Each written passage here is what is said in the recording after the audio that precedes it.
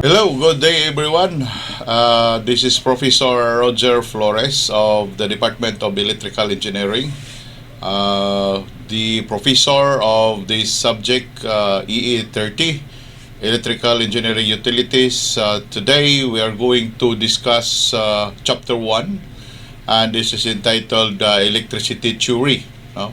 So here we are going to discuss the brief history of the electricity and how electricity is produced and other theories that involve the production of electricity. So to start with, we have this 1.7. 1.7 is transforming voltage and current.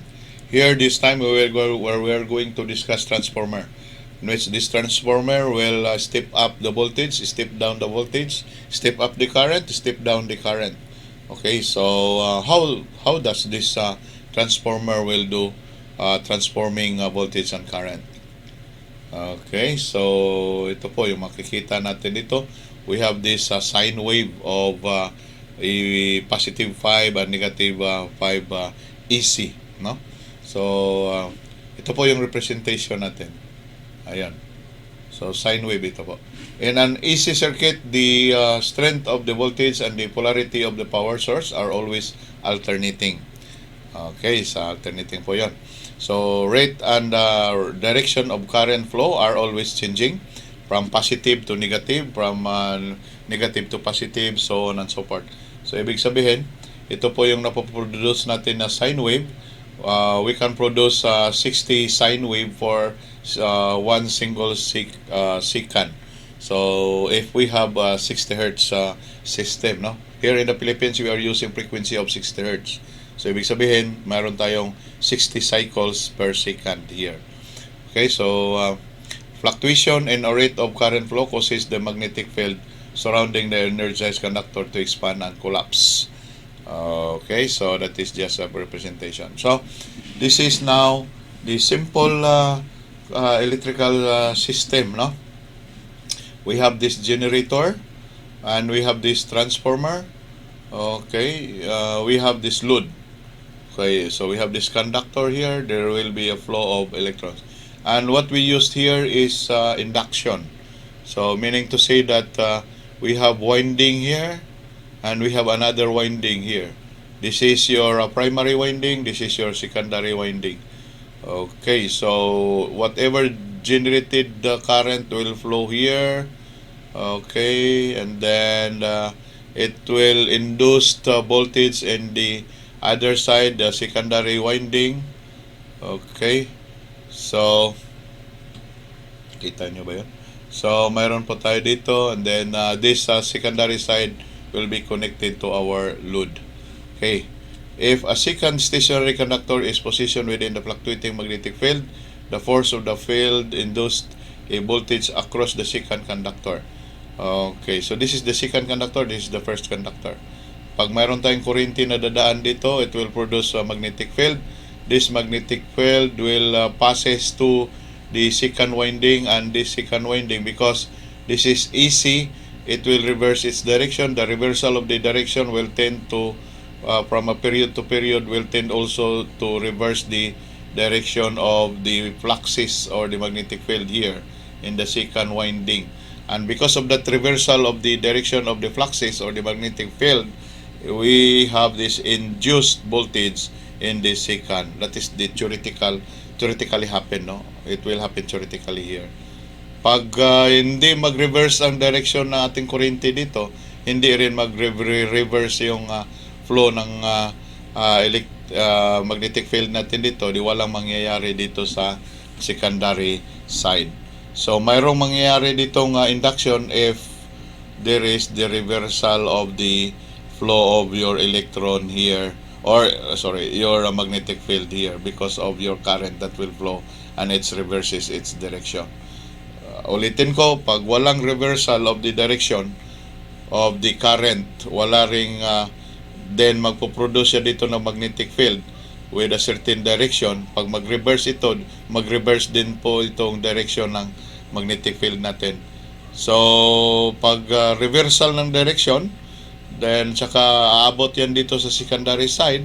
Then there is also a theoretically induced voltage here in the secondary side, and that induced voltage will be supplied to the load. Okay, so bakit ba kailangan pa nating mag-induce ng voltahe dito? Ayun, kailangan natin palakihin yung voltahe or ipaliit natin yung voltahe, step down or step up. Yun lang.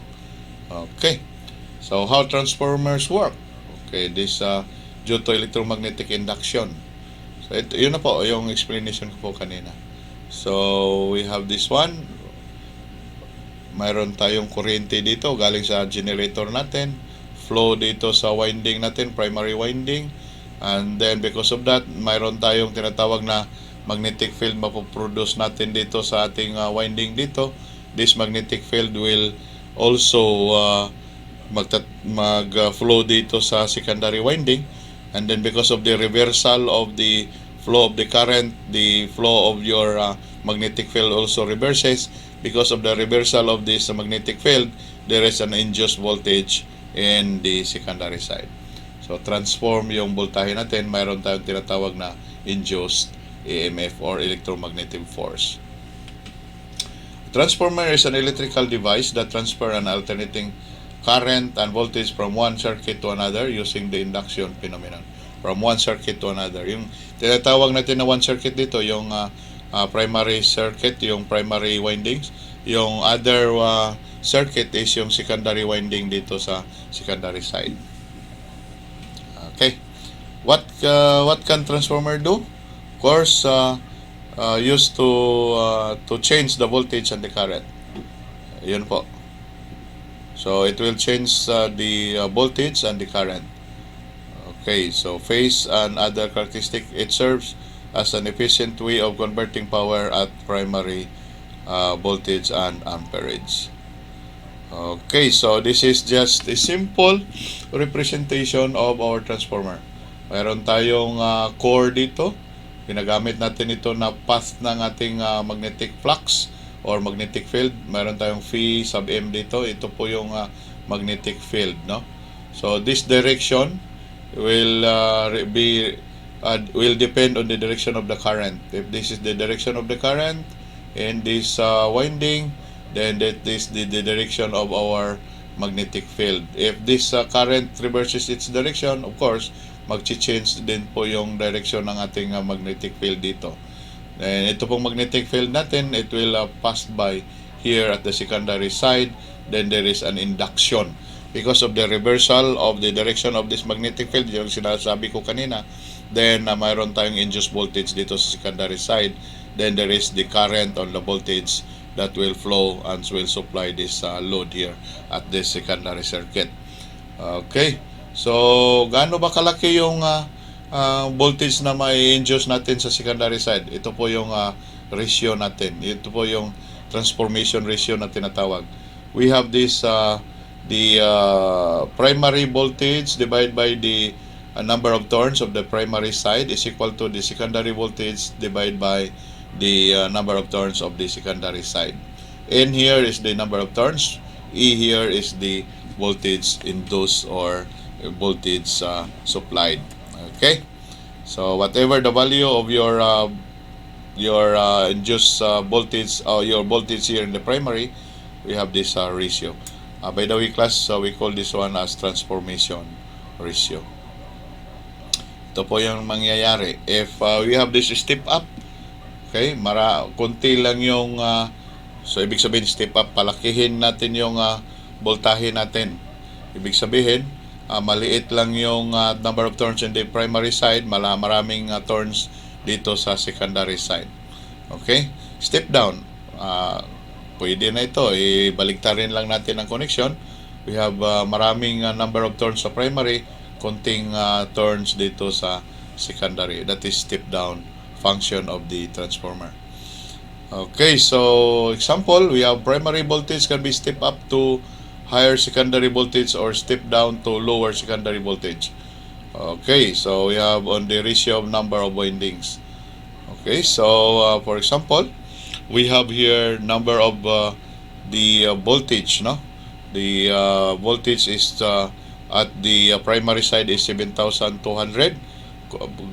Uh, we will determine the voltage at the secondary side.